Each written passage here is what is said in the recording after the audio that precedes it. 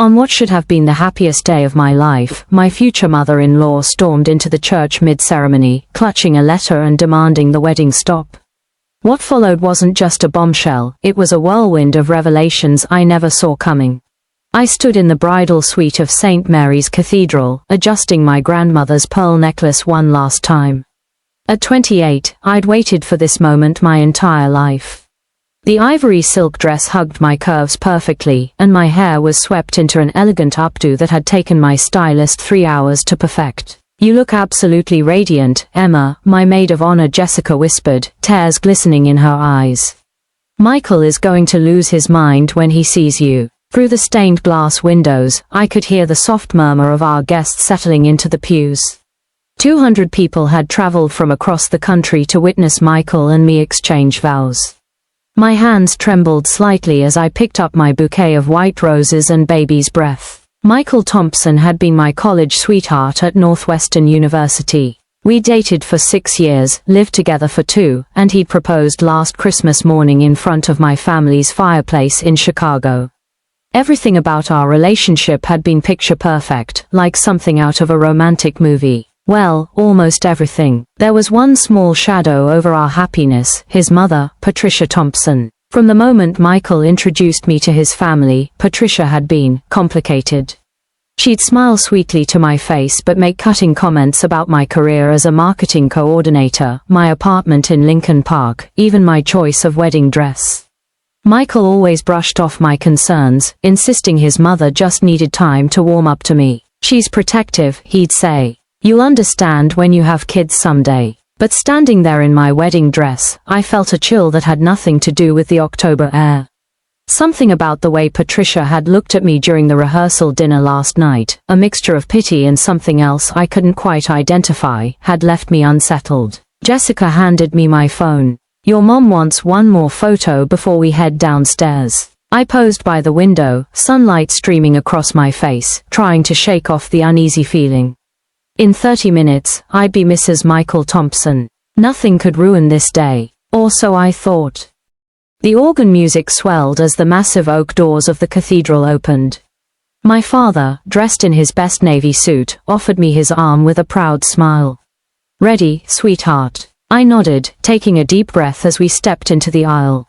The cathedral was breathtaking, hundreds of white candles flickered against the stone walls, and fall flowers in shades of burgundy and gold adorned every pew. Our guests rose to their feet, faces beaming with joy. But my eyes found only Michael. He stood at the altar in his black tuxedo, his sandy brown hair perfectly styled, his blue eyes locked on mine. The smile that spread across his face was so genuine, so full of love, that all my earlier worries melted away.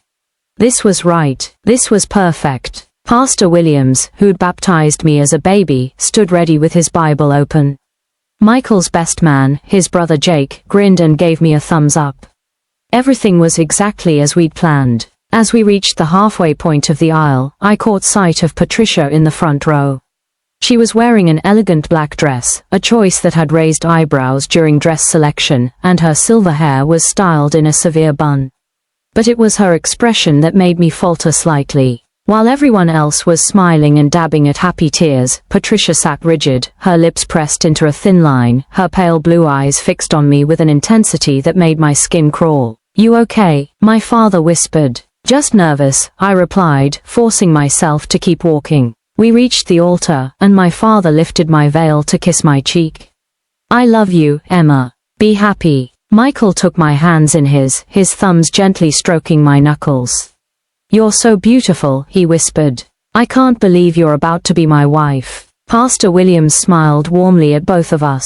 "Dearly beloved, we are gathered here today to witness the union of Michael James Thompson and Emma Grace Sullivan in holy matrimony." The familiar words washed over me, and I felt my shoulders relax. This was happening. After all the planning, all the stress, all the little dramas, we were finally here. "Marriage is not to be entered into lightly," Pastor Williams continued, "but reverently, deliberately, and in accordance with the purposes for which it was instituted by God." I squeezed Michael's hands, and he squeezed back. Behind him, I could see his father nodding approvingly, his eyes misty with emotion. But Patricia's stare remained cold as ice. If anyone present knows of any reason why these two should not be joined in marriage, Pastor Williams announced, his voice carrying through the cathedral, speak now or forever hold your peace. The traditional words hung in the air, and I felt the familiar flutter of anticipation. Every bride knew this moment, the dramatic pause that never amounted to anything except a few nervous chuckles from the congregation. Michael winked at me, and I had to suppress a giggle. We joked about this part during rehearsal, wondering if anyone would dare. The cathedral doors burst open with a thunderous bang that echoed off the stone walls like a gunshot. Every head turned in unison. My heart stopped as I saw Patricia Thompson storming down the aisle, her black heels clicking against the marble floor with military precision. In her right hand, she clutched a white envelope, waving it above her head like a battle flag. "Stop," she shouted, her voice carrying to every corner of the cathedral. "Stop this wedding right now." Gasps rippled through the congregation. My mother stood up from her seat, her face pale with shock. Michael's father looked mortified, reaching out as if to stop his wife, but she was already halfway down the aisle. "Patricia, what are you doing?" Michael called out, his voice strained with embarrassment and confusion. "I'm stopping you from making the biggest mistake of your life," she declared, never breaking stride.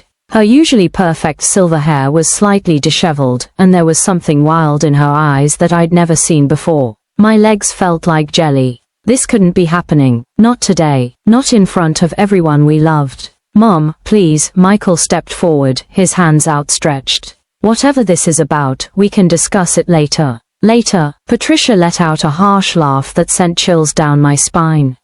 "There won't be a later if you marry this woman, Michael. Not after what I've discovered." She reached the altar, breathing heavily, her face flushed with exertion and emotion. The envelope in her hand was creased from her tight grip, and I could see my name written across the front in elegant script. Pastor Williams cleared his throat uncomfortably. "Mrs. Thompson, perhaps we should." "No," Patricia's voice cut through his diplomatic attempt. "Everyone needs to hear this. Especially my son." She turned to face the congregation, many of whom were now standing, craning their necks to see what was happening. Cell phones appeared, and I realized with horror that this moment would be captured forever. "This woman," Patricia said, pointing directly at me, "is not who she claims to be." The words hit me like a physical blow. "What are you talking about?" I managed to whisper. Patricia's cold blue eyes met mine, and in them, I saw something that made my blood run cold: triumph. "Tell me, Emma," she said, her voice dropping to a deadly whisper that somehow carried through the silent cathedral, "when exactly were you planning to tell my son about your first marriage?" The world tilted sideways. I felt the blood drain from my face as Patricia's words hung in the air like a death sentence. "What?" Michael turned to stare at me, his blue eyes wide with confusion. "Emma, what is she talking about?" I don't." The words stuck in my throat. Around us, the congregation had erupted in whispers and gasps. I could hear my mother's voice calling my name, but it sounded like it was coming from underwater. Patricia held up the envelope triumphantly. "I hired a private investigator, Michael. A very thorough one. Would you like to know what he found?" "Mom, stop this," Michael said, but his voice lacked conviction. He was staring at me with a look I'd never seen before, doubt creeping into his features like cracks in a foundation. "Emma Grace Sullivan," Patricia announced, her voice carrying to every corner of the cathedral, "married David Richard Martinez on June 15, 2019, in Las Vegas, Nevada." The words hit me like a sledgehammer. I heard Jessica gasp behind me, felt my knees buckle slightly. Michael's hands, which had been holding mine so lovingly just moments before, dropped to his sides. It wasn't. I stammered, but the look in Michael's eyes told me everything I needed to know. The damage was done. A marriage, Patricia continued relentlessly, that was never legally dissolved. "Which means, my dear son, that your bride-to-be is still married to another man." The cathedral erupted in chaos. People were standing, talking, pointing. I could hear my cousin Sarah calling out, "What the hell is going on?" My elderly Aunt Clara was fanning herself with her program, looking like she might faint. "Emma," Michael's voice was barely above a whisper, but it cut through the noise like a blade. "Is this true?" I looked into the eyes of the man I loved, the man I'd planned to spend my life with, and felt everything crumble around me. The truth was so much more complicated than Patricia's cruel revelation made it seem. Michael, I can explain. Is it true? He repeated, his voice stronger now, hurt and anger bleeding through. I closed my eyes for a moment, seeing David's face as clearly as if he was standing in front of me. Sweet, impulsive David, who'd swept me off my feet during a girls' weekend in Vegas. We'd been young and drunk and stupid, and what was supposed to be a joke had turned into something real. For 3 magical months, we tried to make it work long distance, him in Denver, me in Chicago. Until the accident. Yes, I whispered, and the word fell into the silence like a stone into still water. But Michael, you don't understand. I understand perfectly, he said, stepping back from me as if I'd struck him. You lied to me. For 6 years, you lied to me. No, that's not. When I asked you about your past relationships, when I asked if there was anyone else, when I asked if there was anything I should know before we got married, you lied to me every single time. The pain in his voice was unbearable. I reached for him, but he pulled away. Michael, please, let me explain what really happened. But Patricia wasn't finished. She was savoring this moment, her victory complete. Oh, there's more, she said with a smile that made my skin crawl. And somehow, I knew the worst was yet to come. More, Michael's voice cracked. He looked between his mother and me, his face a mask of betrayal and confusion. What else could there possibly be? Patricia opened the envelope with deliberate slowness, enjoying every second of her triumph. The investigator was quite thorough. It seems your dear Emma has been receiving widow's benefits from the Social Security Administration for the past 3 years. The words hit me like a physical blow. Around us, the whispers grew louder, more agitated. I could see my parents pushing through the crowd, trying to reach me, but Patricia's voice held everyone captive. Widow's benefits, Michael repeated slowly, as if the words didn't make sense. But that would mean her husband is dead, Patricia finished with cold satisfaction. David Martinez died in a car accident in Denver 3 years ago. Which makes our dear Emma not just a liar, but a fraud who's been collecting money from a marriage she's denied ever existed. The cathedral spun around me. I grabbed the altar rail to keep from falling, my wedding dress suddenly feeling like it weighed 1,000 pounds. Every eye in the room was on me, and I could feel their judgment like a physical weight. Emma, Michael's voice was hollow now, all the love drained out of it. Tell me this isn't true. Tell me my mother is lying. I looked at him through tears I hadn't realized were falling. I can explain everything, Michael. Please, just give me a chance. You've had 6 years to explain, he exploded, his composure finally cracking. 6 years, Emma. When we talked about getting married, when we filled out the marriage license application, when we sat with Pastor Williams for counseling, you had 1,000 chances to tell me the truth. I tried to tell you, I said desperately. Remember that night last month when I said I had something important to discuss? But then your promotion came through and you were so excited, and You what? You decided to lie to me for another few weeks. Another few months. Were you ever going to tell me, or were you just going to let me find out when we filed our taxes together? The hurt in his voice was unbearable, but I could see something else creeping in, humiliation. He was realizing that everyone in his life, everyone he cared about, was witnessing his fiancée's deception. The benefits, I said quietly, knowing I had to address the elephant in the room. I applied for them after David died because I was struggling financially. But I tried to stop them when we got serious, Michael. I called the Social Security office 6 months ago, but there was paperwork and bureaucracy and you didn't think to mention any of this to your future husband. Patricia interjected with mock sweetness. How convenient that you forgot to mention you were already married when you were planning your second wedding. It wasn't like that. I turned to face the congregation, many of whom were people I'd known my entire life. David and I were married for 3 months. 3 months. We were kids who made an impulsive decision in Vegas. We were trying to figure out how to make it work when he died. I grieved him, I mourned that relationship, and yes, I accepted the benefits because I was barely making ends meet working at that nonprofit. My voice was getting stronger, but I could see in Michael's eyes that it was too late. The trust was broken, shattered as completely as if someone had taken a hammer to it. You could have told me, he said quietly. About David, about the marriage, about the benefits. I would have understood, Emma. I would have helped you figure it out. I know, I whispered. I know, and I'm sorry. I was scared and stupid and dishonest, he finished. How am I supposed to trust you with my life when you couldn't trust me with your past? The question hung in the air between us, and I realized I didn't have an answer. Not one that would fix this. Not one that would take us back to 5 minutes ago when we were about to become husband and wife. But Patricia wasn't done twisting the knife. There's one more thing, she said, and I felt my heart stop completely. One more thing. Michael's voice was barely a whisper now. He looked like a man who'd been beaten down, his shoulders slumped, his face pale as ash. Patricia smiled, a cold, calculating expression that made my blood run cold. The investigator found something else quite interesting about your dear Emma's financial situation. I felt the bottom drop out of my world. There was only one other thing her investigator could have found, and if she knew about it, everything was truly over. Mom, please, Michael said wearily. Haven't you done enough? I'm trying to save you from making the biggest mistake of your life, Patricia declared. And you'll thank me when you hear this. She pulled out another sheet of paper from the envelope. Emma hasn't just been collecting widow's benefits she arguably wasn't entitled to. She's also been receiving life insurance payouts, to the tune of $250,000. The gasps from the congregation were audible now. I heard my mother cry out, Emma, what is she talking about? Michael's eyes widened as he stared at me. Life insurance. Emma, you told me you were struggling to pay off your student loans. You said that's why you couldn't contribute more to the wedding expenses.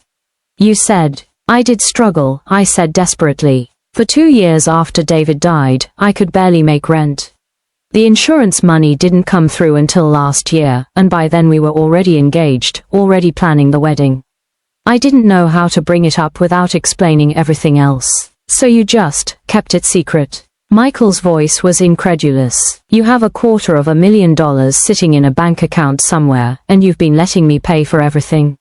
The ring, the honeymoon, the down payment on the house were supposed to move into next month. I could see the hurt transforming into anger, and I knew I was losing him completely.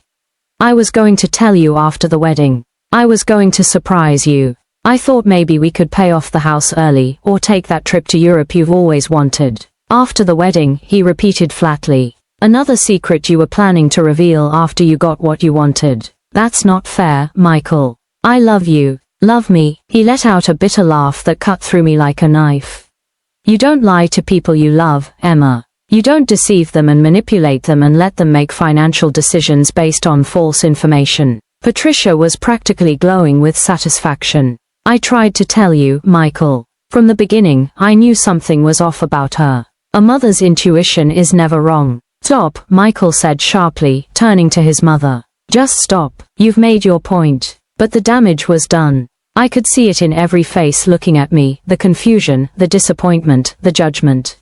My parents had finally made it to the front of the church, my mother's face streaked with tears, my father's jaw set in that way that meant he was furious but trying to hold it together. Emma, honey, my mother said softly, reaching for me. Is all of this true? I nodded, unable to speak past the lump in my throat. Why didn't you tell us about David? My father asked, his voice gentler than I'd expected. We would have supported you through your grief. I was ashamed, I whispered. It was such a stupid, impulsive thing to do. And then when he died, I felt like I didn't have the right to grieve publicly because no one even knew we were married. I handled it all wrong. Michael was staring at me like he was seeing me for the first time. 6 years, he said quietly. 6 years we've been together, and I don't even know who you are. You do know me, I pleaded. This doesn't change who I am, Michael. I'm still the same person you fell in love with. No, he said firmly. The person I fell in love with was honest. The person I fell in love with trusted me enough to share her past with me. The person I fell in love with doesn't exist, does she? Emma, Jessica's voice was gentle. We should call the reception hall, let them know what happened. I nodded numbly. The reception hall where we'd planned to dance our first dance to, At Last, by Etta James. Where my father was supposed to give a speech about how happy he was to welcome Michael into our family. Where we were supposed to cut the 3-tier chocolate cake and throw the bouquet and drive away in Michael's Honda Accord with tin cans tied to the bumper. Instead, I was going home to my apartment, alone, to figure out how to rebuild a life I'd inadvertently destroyed. As I reached for the door handle of the bridal suite, I heard footsteps behind me. For a wild moment, I thought it might be Michael, coming back to say we could work through this. But when I turned around, it was Pastor Williams, his kind eyes filled with compassion. "Emma," he said gently, "I want you to know that whatever mistakes you've made, whatever pain you're carrying, God's grace is bigger than all of it. This isn't the end of your story." I wanted to believe him. As I closed the door behind me and began the process of taking off my wedding dress, I held onto those words like a lifeline. Maybe someday, I'd find the courage to stop running from my past and start building a future based on truth instead of fear. But today, I just needed to survive the wreckage of the life I'd built on secrets. The wedding was over. The real work of becoming the person I was meant to be was just beginning.